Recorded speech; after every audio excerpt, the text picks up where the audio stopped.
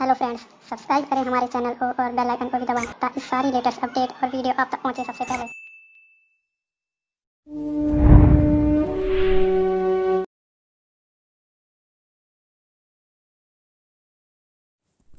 Hello students, welcome to economics class in our channel Gyan ki शक्ति। आज हम एक नया चैप्टर डिस्कस करने जा रहे हैं।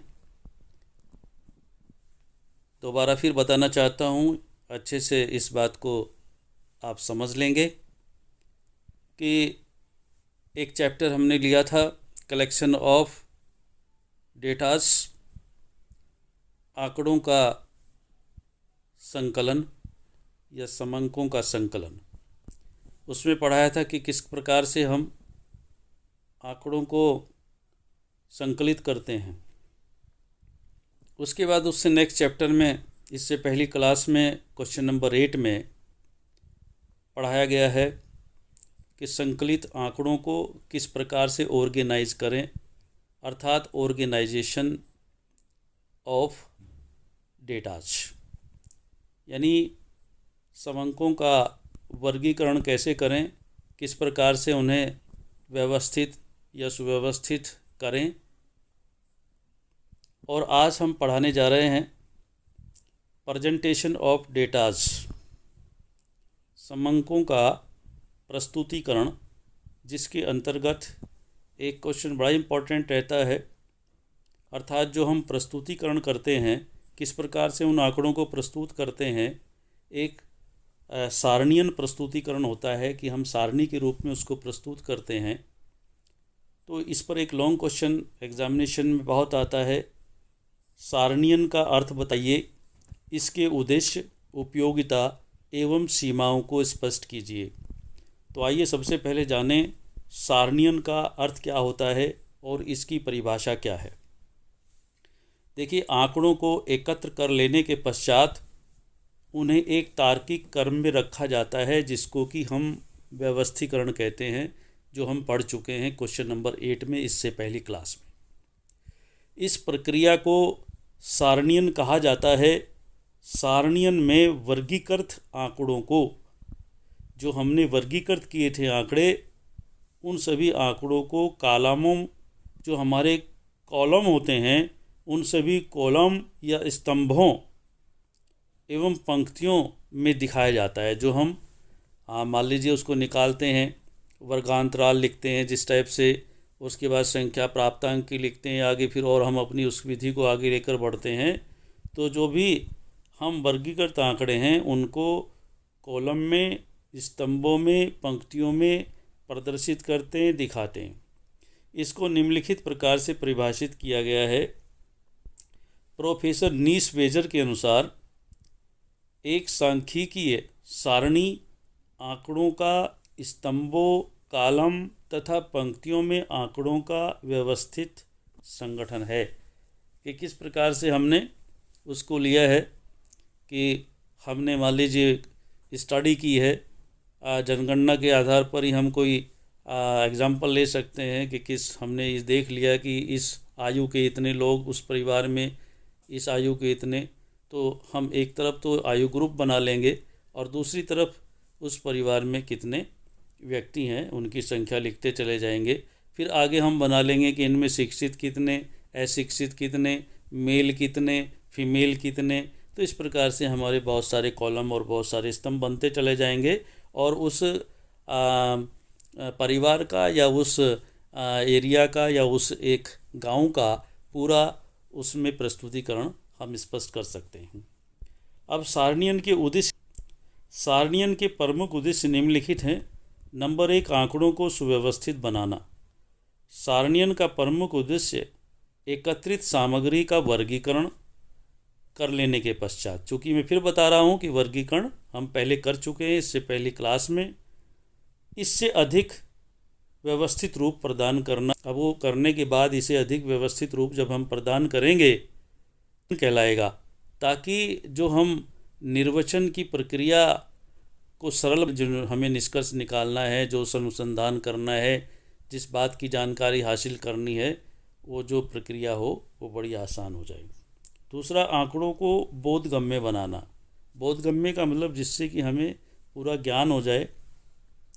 सारणियन का दूसरा प्रमुख उद्देश्य आंकड़ों को सरल रूप से कॉलम एवं कतारों में दिखाकर इन्हें अधिक बोधगम्य बनाना है। तीसरा, आंकड़ों की विशेषताओं को स्पष्ट करना। सारणी का एक प्रमुख उद्देश्य एकत्रित आंकड़ों की विविध प्रकार की विशेषताओं को प्रदर्शित करना है। यानी आंकड़े अपने आप बोलते हैं, समंक अपने आप बोलते हैं। ये कहावत है, समंक कभी झूठ नहीं बोलते। समंक अपने आप बताते हैं, अपने आप दिखा देते हैं कि वास्तव में उनमें क्या विविधता है और वो क्या प्रदर्शित कर रहे हैं। वो अपने आप उन कॉलम में बोलेंगे, ऐसा लगना चाहिए। नंबर 4, आंकड़ों का संक्षिप्तीकरण करना। बड़े आंकड़े जब हम एकत्रित करते हैं तो बहुत बड़ा डेटा बन जाता है, बहुत सारे हमारे पेपर भर जाते हैं।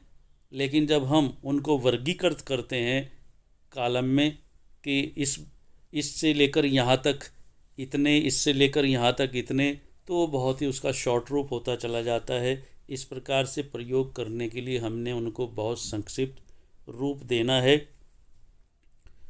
5वां, आंकड़ों को तुलना योग्य बनाना।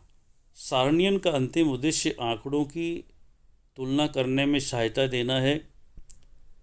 अब देखिए सारणियन की कुछ उपयोगिता क्या क्या हैं, किस प्रकार से सारणियन हमारे लिए उपयोगी है, उसके कुछ पॉइंट्स में दे रहा हूँ। नंबर 1, सारणियन आंकड़ों को सुव्यवस्थित करता है। ये बात क्लियर हो गई, परिभाषा से भी क्लियर थी कि सारणियन आंकड़ों को सुव्यवस्थित करता है, सिस्टमैटिक करता है। सारणियन विस्तृत आंकड़ों को संक्षिप्त रूप प्रदान करता है, ये बात भी क्लियर है। बहुत बड़े बड़े आंकड़ों को अधिक विस्तृत आंकड़ों को संक्षिप्त रूप में हम उसे लिख सकते हैं। सारणियन तुलना को सरल बनाता है। सारणियन सांख्यिकीय विश्लेषण में सहायक होता है। जो भी हम विश्लेषण करते हैं सारणी के आधार पर हम देखकर भी बता सकते हैं और एक पूर्वानुमान भी लगाया जा सकता है। जब हम सारणी के स्तंभों में उनको पुट कर देते हैं सभी डेटाज को, तो अपने आप ही उससे हम पूर्वानुमान लगा सकते हैं कि आगे रिजल्ट्स ये हो सकते हैं। नेक्स्ट है, सारणियन में न केवल समय व श्रम की बचत होती है, मेहनत भी कम पड़ती है, अपितु उसमें स्पष्टता आ जाती है, क्लियरेंस आ जाती है। अर्थात विश्वसनीय आंकड़े बन जाते हैं क्योंकि हमने उस पर खुद काम किया है, खुद उनको संक्षिप्त किया है, खुद उनको कलेक्ट किया है। नंबर 5, सारणियन सांख्यिकीय गणनाओं व विश्लेषण में सहायक होता है। अर्थात बड़े बड़े जितने भी सेंसस हैं, जनगणना की जाती है, बड़े बड़े प्रोजेक्ट जो सरकार बनाती है, उनके ऊपर जो बजट पारित करती है, सारणी के आधार पर ही उनको रखा जाता है। और इसके अलावा जब किसी भी चीज़ की कोई काउंटिंग की जाती है तो वो गणना भी सारणियन के आधार पर ही संभव होती है। 6, सारणीबद्ध समंकों का निर्वचन करना व रेखा चित्रों द्वारा प्रदर्शित करना सरल एवं सुविधाजनक होता है। इसकी कुछ सीमाएं भी हैं। सारणियन की सीमाएं क्या क्या हैं? सारणियन की प्रमुख सीमाएं निम्नलिखित हैं। नंबर 1, सारणियन द्वारा केवल गणनात्मक आंकड़ों का ही प्रदर्शन किया जा सकता है, गुणात्मक तथ्यों का नहीं किया जा सकता। जो कैलकुलेशन के लायक हैं, गणनात्मक हैं, उनका ही प्रदर्शन किया जाएगा सारणी में, गुणात्मक तथ्यों का नहीं किया जाता। नंबर 2, सारणियन द्वारा जिन आंकड़ों का प्रदर्शन किया जाता है उन्हें सामान्य व्यक्तियों द्वारा समझने में कठिनाई हो सकती है। वास्तव में इसका उपयोग केवल विशिष्ट एवं उच्च ज्ञान वाले व्यक्तियों तक ही सीमित है। जो विशिष्ट और ज्ञानवान व्यक्ति हैं वे ही सारणियन के आधार पर आंकड़ों का विश्लेषण करने में और समझने में सफल होते हैं, सामान्य व्यक्तियों के बस से ये बात बाहर होती है। नंबर 3, सारणियन का महत्व सीमित है, क्योंकि एक सारणी में संपूर्ण सामग्री का प्रदर्शन नहीं किया जा सकता। हमें 1, 2, 3, 4 भी बनानी पड़ सकती हैं। जब हम रेखा चित्र के द्वारा उसके माध्यम से उसे स्पष्ट करते हैं तो उसमें रेखा चित्र भी बनाना पड़ सकता है। तो इन सभी चीज़ों का ज्ञान अति आवश्यक है और इस प्रकार से हम अपने डेटाज को, अपने समंकों को प्रस्तुत करते हैं, उनका प्रस्तुतिकरण करते हैं। इसी के साथ ये टॉपिक फिनिश होता है। Thank you so much.